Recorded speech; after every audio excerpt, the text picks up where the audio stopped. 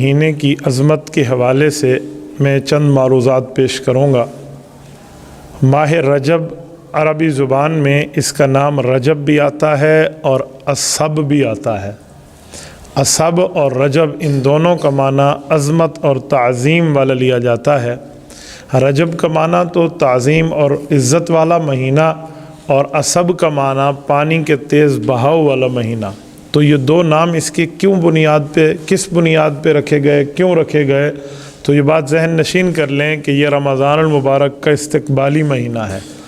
رمضان المبارک اس کے بعد آ رہا ہے، جس کی وجہ سے نبی پاک صلی اللہ علیہ وسلم کی ان دنوں میں عبادت پانی کی تیز بہاؤ کی طرح تیز ہوتی تھی، تو اسے اصب بھی کہتے تھے، اور رجب تو اس کا پہلے سے ہی نام ہے۔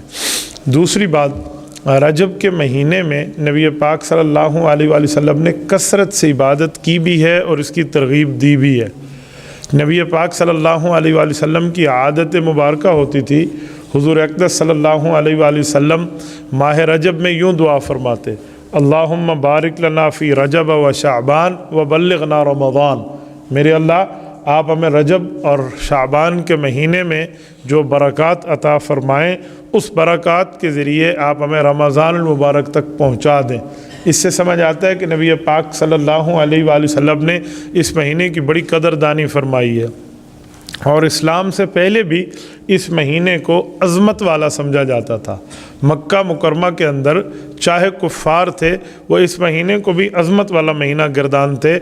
4 مہینے جس کو اسلام نے اربعۃ اشہر حرم کہا ہے، کہ 4 مہینے عزت والے مہینے، بنیادی طور پہ کہ اس میں جنگ مت کریں، تو جو پہلے حکم تھا ان مہینوں میں ذوالقعدہ ہے، ذوالحج ہے اور محرم ہے، تو چوتھا مہینہ یہ رجب ہے، جو ان کے ساتھ ملا ہوا تو نہیں ہے، ان سے پہلے ہے، اسلام کا 7واں مہینہ ہے، اور وہ مہینے جو ہیں وہ 11واں 12واں اور پہلا مہینہ بنتے ہیں۔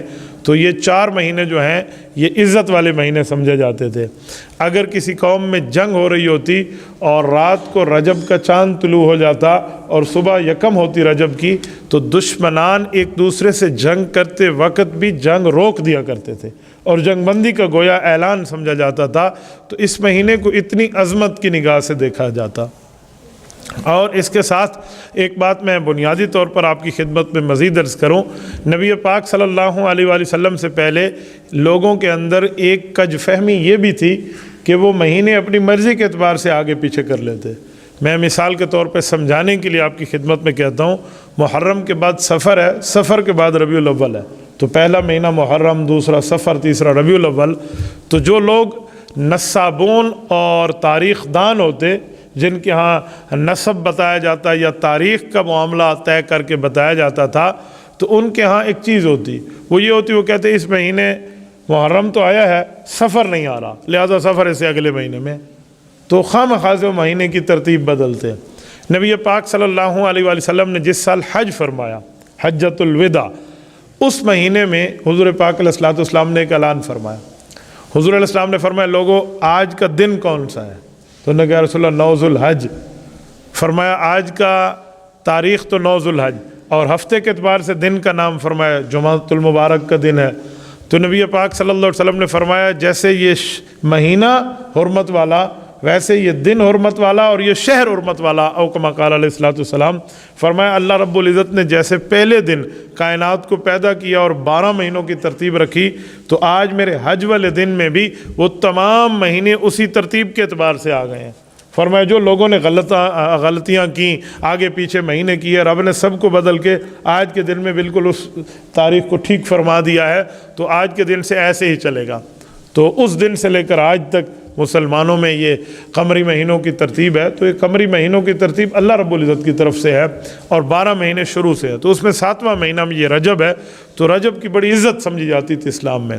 ایک قبیلہ تھا مضر، تو قبیلہ بنی مضر جو ہے یہ عرب کا ایک مشہور جنگ جو قبیلہ تھا، لیکن وہ رجب کے مہینے کی بڑی عزت کرتے تھے، اتنی عزت کرتے کہ رجب کے مہینے کا نام بھی قبیلہ رجب مضر پڑ جاتا تھا۔ رجب مضر اسے کہتے تھے کہ مضر قبیلے والوں کا یہ مہینہ ہے۔ بہرحال تو رجب کے حوالے سے اسلام سے پہلے بھی اس کو عزت، احترام، مرتبہ، نگاہ، اکرام کے نظر سے دیکھا جاتا تھا۔ جب اسلام آیا تو اسلام نے اس کی مزید عزتیں بتائی ہیں۔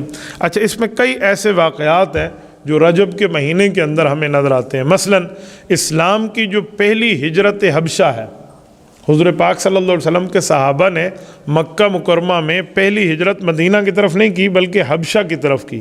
حبشہ آج بھی دنیا کے نقشے میں افریقہ کا ایک ملک ہے، جسے ہم نقشے میں نام دیکھیں تو اس کا نام ہے ایتھوپیا۔ یہ ایتھوپیا وہ ملک ہے جس کو حبش کہتے تھے، حبشہ کہتے تھے۔ حضرت بلال رضی اللہ عنہ بھی یہیں کے تھے، مؤذن رسول حضرت بلال ابن رباح یہ بھی حبشہ کے تھے۔ اور یہ علاقہ مسلمانوں کے لحاظ سے یوں نرم مزاج سمجھا جاتا تھا کہ اس علاقے کا جو سربراہ تھا، جس کا نام تھا نجاشی تو ویسے وہاں کے سربراہ کو کہتے تھے، اسیحمہ اس کا نام ہے۔ تو شاہ نجاشی جو تھا وہاں کا سربراہ، یہ بندہ مسلمانوں کے حوالے سے بہت نرم تھا۔ تو مسلمان اس طرف ہجرت کر کے پہلی دفعہ تشریف لے گئے۔ حضور پاک صلی اللہ علیہ وسلم کی دوسری چہیتی بیٹی حضرت رقیہ نبی پاک صلی اللہ علیہ وسلم کی دوسری بیٹی ہیں، اور حضرت فاطمہ الزہرا رضی اللہ تعالیٰ عنہا کی بڑی سے بڑی بہن ہے، کیونکہ حضرت فاطمہ چوتھے نمبر پہ ہیں تو یہ دوسرے نمبر پہ۔ ان کا نکاح حضرت عثمان رضی اللہ عنہ سے، تو حضرت عثمان رضی اللہ عنہ نے ود فیملی ہجرت فرمائی تھی۔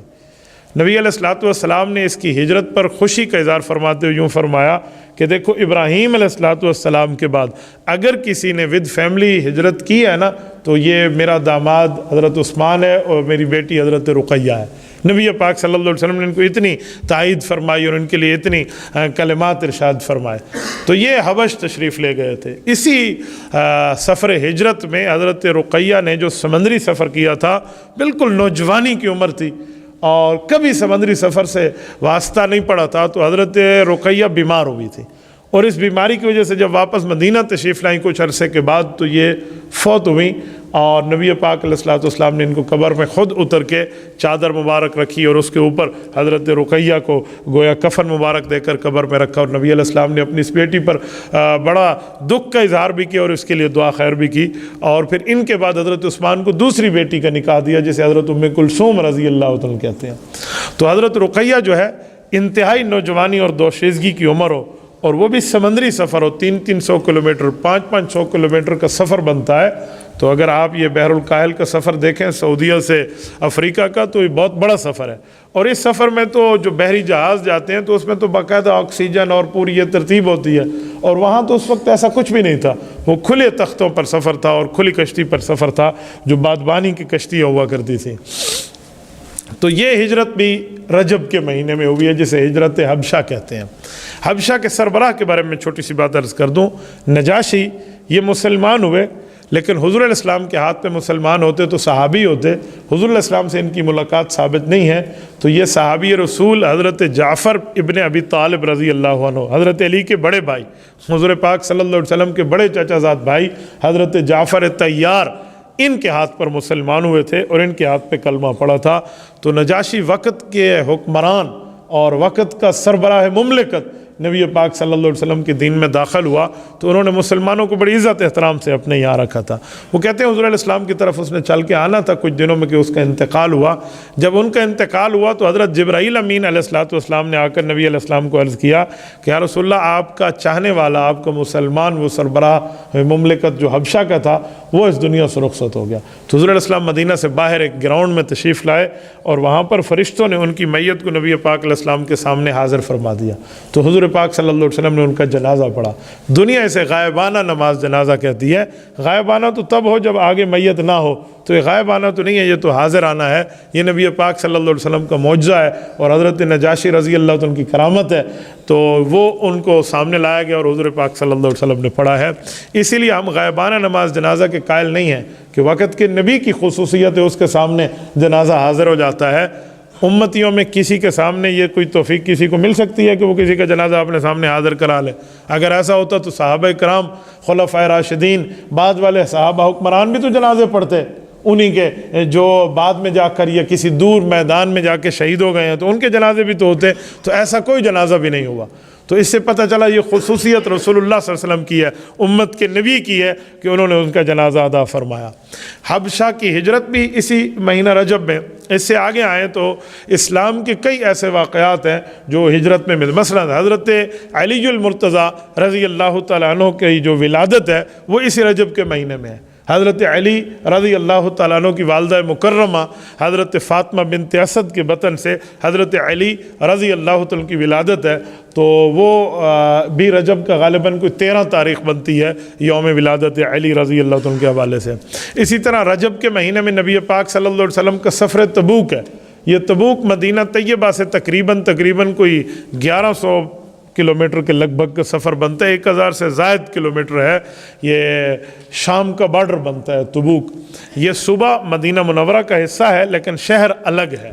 میں نے الحمدللہ تبوک دیکھا ہے، میں تبوک میں جا کر ان جگہوں کی زیارت کی ہے جہاں نبی علیہ الصلوۃ والسلام نے 20 دن قیام فرمایا، لیکن یہ بہت لمبا سفر ہے مدینہ طیبہ سے۔ اور اس کا موسمی لحاظ سے اگر ہم جغرافیہ دیکھیں تو جیسے آپ اور ہم ناران کاغان اور مری کی برف باری سمجھتے ہیں نا، تو سعودیہ کے شمال کے ایریاز میں جو یہ ایریا ہے نا تبوک کا، یہ بھی ایسے ٹھنڈا ہے، ایسے خوشگوار موسم ہوتا ہے اس کا، کئی فٹ